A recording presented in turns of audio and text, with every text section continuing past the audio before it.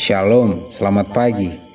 Terpuji-pujilah Tuhan Allah yang maha baik, yang terus menjaga memelihara kita, yang telah menuntun kita, sehingga dengan seizin Tuhan saja pagi hari ini kita dapat berjumpa kembali dalam renungan pagi bersama yang diambil dari buku Maranatha Tuhan Datang, yang ditulis oleh hamba Tuhan Nyonya Ellen G. White. Sebelum kita merenungkan firman Tuhan, mari kita berdoa. Ya Tuhan Allah Bapa kami yang bersemayam dalam tata surga, berbicaralah ya Tuhan, karena kami telah siap untuk mendengarkan. Dalam nama Yesus kami berdoa, amin. Pekabaran firman Tuhan pada pagi hari ini berjudul Setan Dirantai. Ayat intinya diambil dari Wahyu 20 ayat 1 dan 2. Lalu aku melihat seorang malaikat turun dari sorga, memegang anak kunci jurang maut dan suatu rantai besar di tangannya. Ia menangkap naga, si ular tua itu, yaitu iblis dan setan, dan ia mengikatnya 1000 tahun lamanya. Keterangannya, sang pewahyu meramalkan pembuangan setan dan keadaan kacau balau dan kehancuran di mana bumi akan ditanduskan, dan ia menyatakan bahwa keadaan ini akan berlangsung selama 1000 tahun. Sesudah mengetengahkan pemandangan akan kedatangan Tuhan yang kedua kali dan kebinasaan orang-orang jahat, nubuatan itu melanjutkan. Aku melihat seorang malaikat turun dari sorga, memegang anak kunci jurang maut dan suatu rantai besar di tangannya. Ia menangkap naga, si ular tua itu, yaitu iblis dan setan, dan ia mengikatnya 1000 tahun lamanya, lalu melemparkannya ke dalam jurang maut dan menutup jurang maut itu dan memeteraikannya di atasnya, supaya ia jangan lagi menyesatkan bangsa-bangsa sebelum berakhir masa 1000 tahun itu. Kemudian daripada itu ia akan dilepaskan untuk sedikit waktu lamanya. Wahyu 20 ayat 1-3. Pernyataan tentang jurang maut melambangkan bumi dalam keadaan kacau balau dan diselubungi kegelapan, merupakan bukti dari kitab suci lain.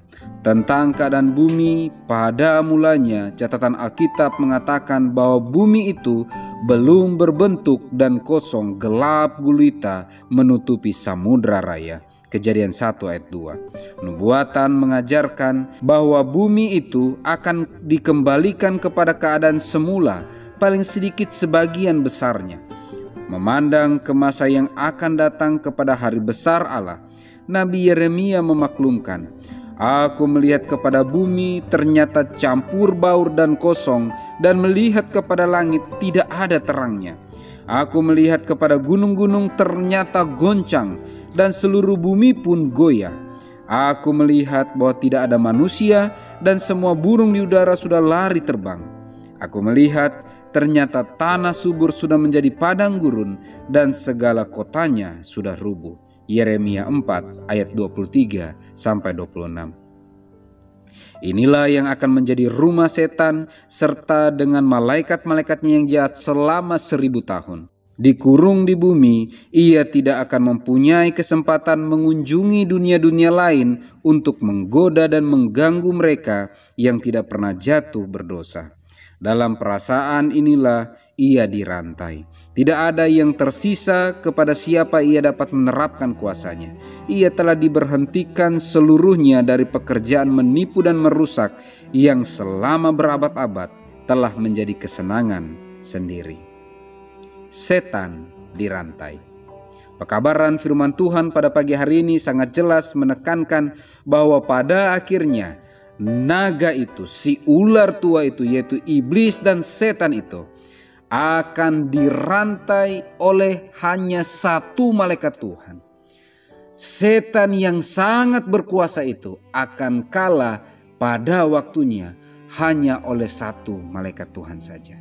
Sungguh besar kuasa Tuhan itu ketika Tuhan mengizinkan sesuatu terjadi. Dan bagi setan, dirantai artinya adalah tidak bisa lagi dia melakukan aktivitasnya yang sangat menyenangkan, yaitu menipu, menggoda, mengganggu, bahkan merusak umat-umat Tuhan di dunia-dunia yang lain. Untuk itu, ketika setan dan malaikat-malaikatnya akan kalah oleh kuasa Tuhan. Mengapa saya bergantung kepada kuasanya?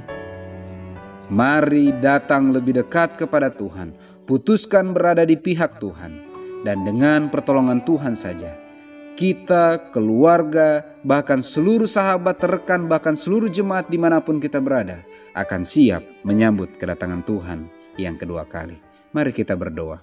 Ya Tuhan Allah Bapa kami yang bersemayam dalam tata surga, terima kasih banyak akan janji kelepasan bagi umat-umat Tuhan, bahwa pada akhirnya setan dan malaikat-malaikatnya akan dirantai dan tidak diizinkan lagi untuk menipu umat-umat Tuhan yang ada di dunia-dunia lain. Kami datang kepadamu ya Tuhan, memohon kuasa Tuhanlah yang akan bekerja dalam kehidupan kami, sehingga kami dimampukan untuk berani mengambil keputusan untuk berada di pihak Tuhan, untuk terus berdiri dalam barisan umat-umat Tuhan setia hingga Maranatha. Dalam setiap perjuangan iman yang Kau izinkan kami alami, bantu kami untuk terus berserah kepadamu dan menjadikan Engkau satu-satunya solusi bagi setiap pergumulan kehidupan kami. Pakai kami menurut apa yang Kau pandang baik ya Tuhan. Penuhi kami dengan kuasa Roh Kudus Tuhan, sehingga kami bisa menuntun lebih banyak jiwa dipersiapkan menyambut kedatangan-Mu yang kedua kali. Dalam nama Yesus kami berdoa. Amin. Maranatha, Tuhan datang. Tuhan Yesus memberkati.